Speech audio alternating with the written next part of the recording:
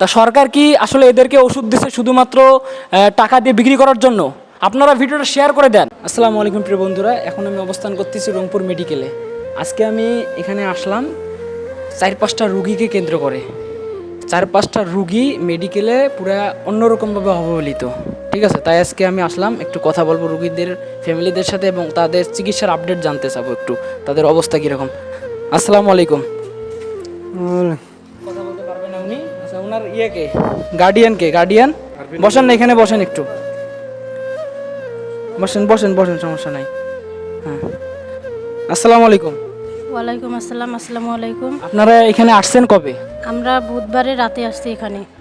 এখন পর্যন্ত কোনো ডাক্তার আসে নাই? না, এখন পর্যন্ত কোনো ডাক্তার আসে নাই, এমনি নার্স আসছিল, কিন্তু সেরকম কোনো ট্রিটমেন্ট দেয়নি। এমনিতে এই যে প্যারাসিটামল এগুলো খাওয়াইছে। মানে তার কি হয়েছে, মাথার মধ্যে মানে ফাটছে নাকি? হ্যাঁ, মাথার মধ্যে ফাটছে। সেলাই? সেলাই আমরা বাড়ির থেকে 8টা সেলাই দিয়ে নিয়ে আসছি। ডাক্তার এখনো পর্যন্ত দেখেনি। না। ভিউয়ার্স, কথা হচ্ছে যে এখানে যে মেডিকেলে আসছে, বুধবারে কি কোনো বন্ধ ছিল নাকি? বুধবারে কোনো ছুটি ছিল নাকি?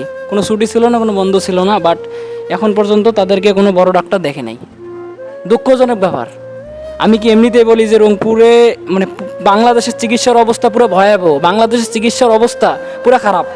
এই রুগীটা মনে করেন মানে রোগ ঠিক হবে কি, তার 3 দিন হয়ে গেল, এখন পর্যন্ত সে অসুস্থ, সে এখন পর্যন্ত সঠিক ট্রিটমেন্ট পায়নি এবং ভালো একটা ট্রিটমেন্ট পায়নি। আসলে আমাদের বাংলাদেশের কি উন্নতি হবে না, চিকিৎসার উন্নতি কি হবে না? এটা আমার আপনাদের কাছে প্রশ্ন। আপনারা একটু ভিডিওটা শেয়ার করে দেন, একটু ওই ভাইয়ের দেখি কি অবস্থা। আসসালামু আলাইকুম ভাই, আপনি কবে আসছেন? বুধবারে। রুগী কথা বলতে পারতেছেন, ওনার সাথে কথা বলি।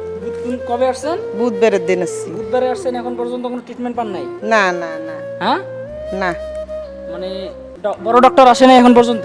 না, কই বড় ডাক্তার আসছে আমার এখানে? তাই দেখেন ওই রুগীর সাথেও একই অবস্থা, ঠিক আছে। এই যে এইদিকে রুগীগুলোকে একটু দেখান, এই যে এইদিকে রুগীগুলোকে দেখান, মানে এইদিকে যারা বারান্দা টারান্দায় আছে তাদের অবস্থা খারাপ। ওই আন্টির সাথে একটু কথা বলি, এদিক দেন ভাই। আসসালামু আলাইকুম। ওয়ালাইকুম আসসালাম। আসসালামু আলাইকুম। আপনি কবে ভর্তি হয়েছেন? বুধবারের দিন। এখন পর্যন্ত ডক্টর আসে নাই? এখন পর্যন্ত কোনো ডাক্তারে দেখে নেই। বুধবারে আসছেন, আজকে শুক্রবার, বুধ বৃহস্পতি শুক্র, মানে 2 দিন, মানে 2 দিন, আজকে শুক্রবার যেহেতু বন্ধ, ঠিক আছে। 2 দিন কোনো ডক্টর আসে নাই, বড় ডক্টরের কোনো ছায়া ওরা দেখে নাই, ঠিক আছে। এই যে এইদিকে একজন শুয়ে আছে দেখেন, মানে এইদিকে যারা শুয়ে আছে ওনার অলরেডি একটা ফোন হারাই গেছে, ওনার অলরেডি একটা ফোন হারাই গেছে, এখন পর্যন্ত ওরা সঠিক ট্রিটমেন্ট পান নাই। ভাই, ডক্টর আসছিল? ভাই হ্যাঁ, না এখন পর্যন্ত বড় ডক্টর আসে নাই? না হ্যাঁ, তো এখন পর্যন্ত যদি বড় ডক্টর আসে না আসে, তাহলে ওদের চিকিৎসা করবে কে? এটা আপনাদের কাছে প্রশ্ন। আসলে এদের চিকিৎসা করবে কে? এদেরকে প্রকৃত ট্রিটমেন্টটা দিবে কে? এখন পর্যন্ত এদেরকে একটা এক্সরেও করতে দেয় নাই, এখন পর্যন্ত এদেরকে কোনো ট্রিটমেন্টে দেয় নাই।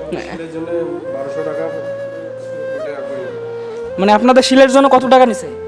আমাদের শিলের জন্য ওই যে 1200 টাকা চাইছে, আমি তার পাশে 500 টাকা দিছি, হাত পাও। এটা কাকে দিছে? গরিব মানুষ। এটা কাকে দিছেন টাকা? যাই সিলাই করছে তাই এনেছে।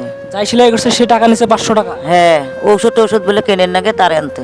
ওষুধ কেনালে সরকার কিসের জন্য, মানে মেডিকেলটা কিসের জন্য দিছে? ওষুধ কিসের কেনা লাগে? নাইলে বাইরে হাতে কিনে নাও, নাইলে আমার এখানে আছে। মানে আপনার এখানে মানে বাইরে থেকে কিনে আনলে আপনার কিনে আনতে বলছে বাইরে থেকে, আর যদি এইখান থেকে নেন তাহলে টাকা দিতে হবে। তা সরকার কি আসলে এদেরকে ওষুধ দিচ্ছে শুধুমাত্র টাকা দিয়ে বিক্রি করার জন্য? আপনারা ভিডিওটা শেয়ার করে দেন। মানে এই অসহায় মানুষটার কাছ থেকে কী করছে, তারা ওষুধের বিনিময়ে 500 টাকা নিছে, নাইলে বলছে যে বাইরে থেকে কিনে নিয়ে আসেন। তা আমাদের চিকিৎসা ব্যবস্থা কি ঠিক হবে না? আপনারা ভিডিওটা শেয়ার করে দেন, শেয়ার করে ছড়িয়ে দেন। আসলে যারা এখানে অসহায় এবং যারা এখানে আসলে কথা বলতে পারে না, তাদের ট্রিটমেন্ট এখানে একটুও হয় না। যাদের একটু পাওয়ারফুল আছে, যাদের একটু হাত আছে, যাদের একটু লোক আছে, তারা প্রপারলি ট্রিটমেন্টটা পায়, ঠিক আছে।